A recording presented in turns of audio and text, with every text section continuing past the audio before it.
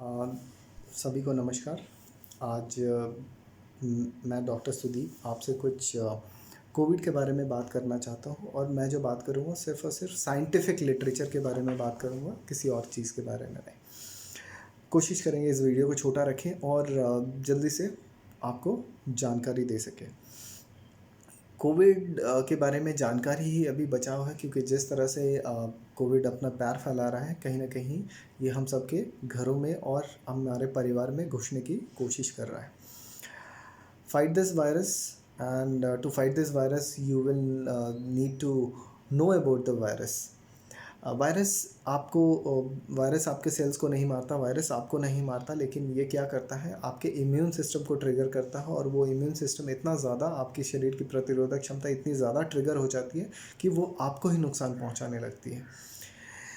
इसीलिए वायरस के बारे में जानकारी और उससे जल्दी इलाज ही इसका एक कारगर तरीका है। वायरस इन्फेक्शन के बाद मोटे मोटे 5 स्टेजेस होते हैं। हर स्टेज ऑलमोस्ट 5 दिनों का होता है। ये मैं आपको जानकारी के तौर पे बता रहा हूँ, हो सकता है कोई स्टेज बड़ा या छोटा भी हो सकता है। पहला स्टेज होता है एक्यूट वायरल रेप्लिकेशन, जिसमें कि एक वायरस एंट्री करता है आपके शरीर में और वो अपनी बहुत सारी कॉपीज़ बनाता है और बनाता ही रहता है, और उस समय आपको बुखार और बाकी लक्षण आने शुरू होते हैं। ये शुरुआती 5 दिनों में अगर इसको कंट्रोल कर लिया जाए तो आपके सिम्टम यहीं ख़त्म हो जाएंगे। दूसरा स्टेज होता है जिसमें आपका इम्यून सिस्टम एक्टिव हो जाता है और आपके बॉडी के जो प्रतिरोधक क्षमता है वो एक्शन में आ जाता है, और ये भी करीब करीब 4-5 दिन चलता रहता है।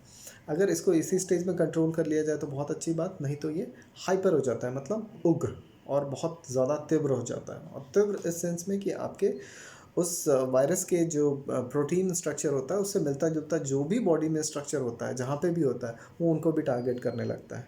उसके कारण क्या होता है, फोर्थ स्टेज आता है और दैट इज़ ऑर्गन डैमेज। क्यों? ऑर्गन डैमेज जैसे कि लिवर, लंग्स, किडनी, इन सब चीज़ों में जो रिसेप्टर्स होते हैं, जो वायरस के रिसेप्टर से मिलते जुलते हैं, वो उनको टारगेट करने लगता है और इवेंचुअली ऑर्गन डैमेज होने लगता है। और 5वां स्टेज है डेथ। सो इन स्टेजेस को जितना पहले रोक दिया जाए उतना ही डैमेज कम होगा। तो पहले स्टेज में रोकने के लिए सबसे ज़्यादा ज़रूरी चीज़ है डायग्नोसिस, सही जांच और सही डायग्नोसिस। डायग्नोस करने के लिए रैपिड टेस्ट और आरटीपीसीआर जिस तरीके से भी कर सकते हैं वो बेहतर, जो भी आपके पास उपलब्ध हो वो कराएं। क्लिनिकली अगर डायग्नोस कर सकते हैं तो बहुत अच्छी बात है। और कुछ बायोकेमिकल पैरामीटर्स हैं जिसको देख के भी कोविड के बारे में कंफर्मेशन रिपोर्ट दिया जा सकता है।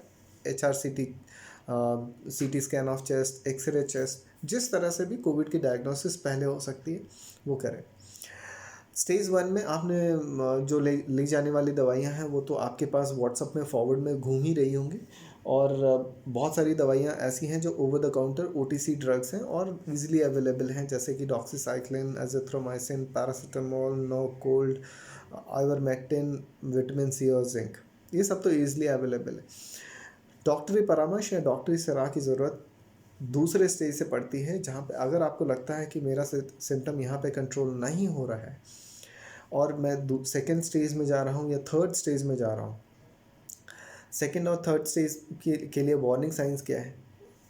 अगर आपका फीवर बहुत ज़्यादा चल रहा है, फीवर लगातार चले जा रहा है, 102 से ऊपर कम होने का नाम नहीं ले रहा है, या फिर फीवर एक बार उतर गया था और दोबारा फीवर आ गया, आपको सांस लेने में प्रॉब्लम आ रही है, difficulty breathing, chest pain, persistent cough, या फिर SpO2 आपका 95 से नीचे आ रहा है, तो आप समझ जाएं कि आपका जो सिम्टम है, आपका जो कोविड है, वो नेक्स्ट स्टेज की तरफ बढ़ रहा है।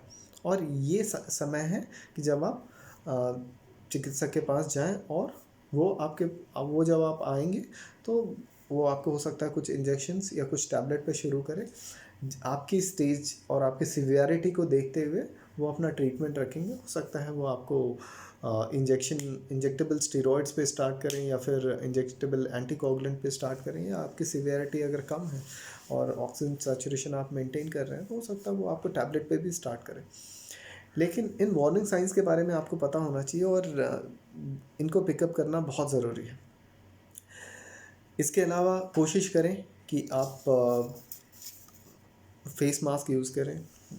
मैंने वीडियो के पर्पज़ से फेस मास्क निकाला था, मैं dual layer face mask use कर रहा हूँ, आप भी यूज़ करें। इंडोर रहें, जहाँ आपकी ज़रूरत नहीं है उन जगहों पे जाना अवॉइड करें। Avoid any social gathering, please avoid any social gathering. I know marriage का सीज़न चल रहा है, लेकिन मैरिज में जाना मतलब कोरोना को दावत देना। और ऐसे बहुत सारे केसेस आ रहे हैं जहाँ बैक ट्रेसिंग करने से वो सारा कुछ किसी फंक्शन से ही ट्रेस होता है। Stay indoors, use mask, don't panic, and fight the inflammation at the right time. And the key to fighting the inflammation at the right time is correct information, जो भी मैंने इस वीडियो में provide करी है। Thank you so much, stay safe, have a good day.